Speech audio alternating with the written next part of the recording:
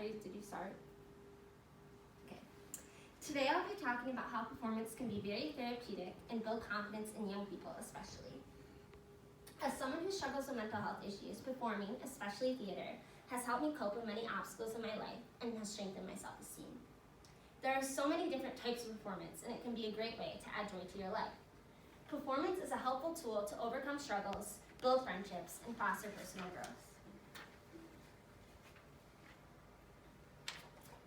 I have been involved in theater, both community and school productions, since I was 13, and I've been in a total of 10 productions. As someone who didn't fit in well at school as a kid, this gave me an outlet to express myself and make friends.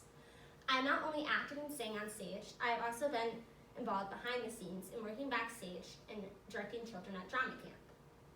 I have personally seen the positive effects of performance, particularly theater, on others as they discover themselves and new joys.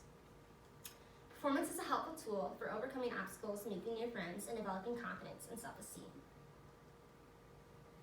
Throughout my life as a performer, I've experienced rejection many times. I've not received the role I want in a production 99% of the time, and have also been cut from honors choir and not received callbacks for musicals. Dealing with this rejection has given me a thick skin, where even though it will always be hard about not getting the part I want, I know how to handle it better now. It has been said that in order to excel in performance, you need to have thick skin.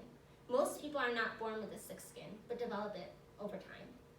I always tell myself when I face rejection that everything happens for a reason, and that this is only making me a stronger person.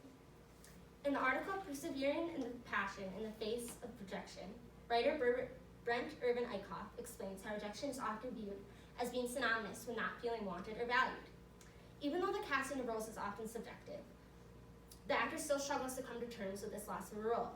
Rejections are often not as personal as we believe them to be, and can be based on any number of factors. Oftentimes, when we face rejection, our first instinct is to give up and decide we are not that good anyway. I wanted this many times when I was rejected from things, just quit singing and acting altogether because clearly I was not that talented at it. However, after auditioning and being rejected several times, this rejection sensitivity goes down, as noted by Irvin Eichhoff, as we begin to view it less as a personal offense. He goes on to state that we shouldn't fear rejection. We should accept its place in our life and art. Avoiding rejection does not help us become better performers or people. Instead, facing rejection helps us grow, not only as performers, but as individuals. The playwright Tristan Pierce states about rejection that, I think it also means that sometimes when the right doors aren't being opened for you, you may be supposed to open them yourself. When facing rejection in performance, it helps us overcome the challenges we face and learn how to better ourselves and create opportunities for ourselves as well. This transfers over to the rest of our life as we learn how to get past these obstacles by opening our own doors and creating our own opportunities.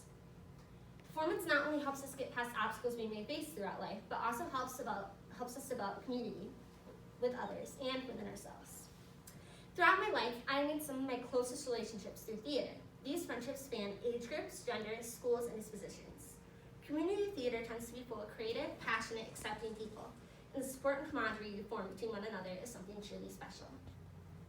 Carrie Hashan, a writer for theater and acting, wrote about this subject on her website. She stated that although theater is a temporary art, the friendships and bonds that form last for a long time. She offered some advice about friendship in theater, one of her statements being, remember that the purpose of theater is to create magic, so be magic as much as you can. In an article for Onstage Blog, Liz Shrico explained this unique connection between friends made in community theater. She describes how during the intensity of a community theater production, it is refreshing to form friendships with others who understand what you are experiencing and have the same passion as you. She does include that sometimes these friendships made in community theater don't last after the show ends, but that is okay because you still have someone who understands that part of you.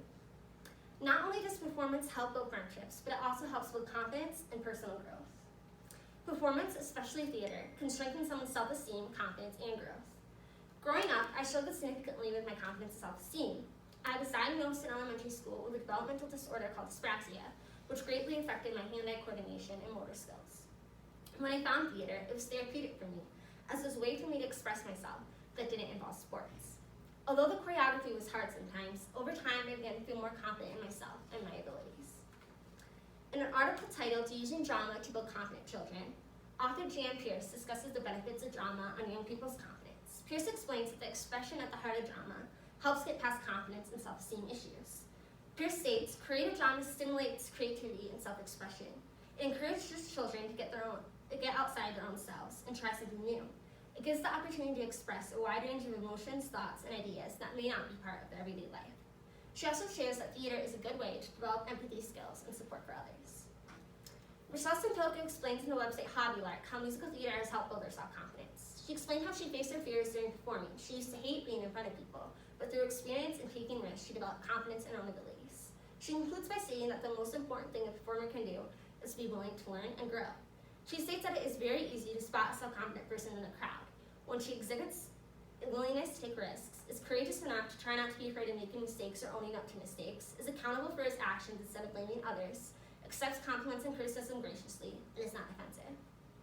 According to Terrain Hertzfield, a professional theater writer, director, and coach, self-confidence is the driver behind success. She explains that first you need to realize how important self-confidence is before you can get any better at it. On confidence, the writer says, nobody is born confident. Confidence is acquired.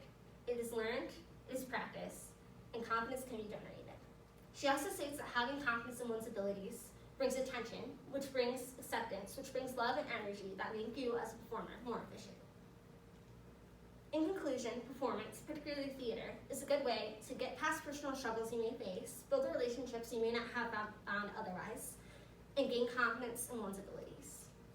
This is why I believe that performance is a helpful tool to overcome obstacles, make new friendships, and foster personal growth. While performing may not be for everyone, the skills and growth it can bring is well worth the time and commitment it takes to perform. Thank you guys for coming. It was a lot. Sorry it was very last minute.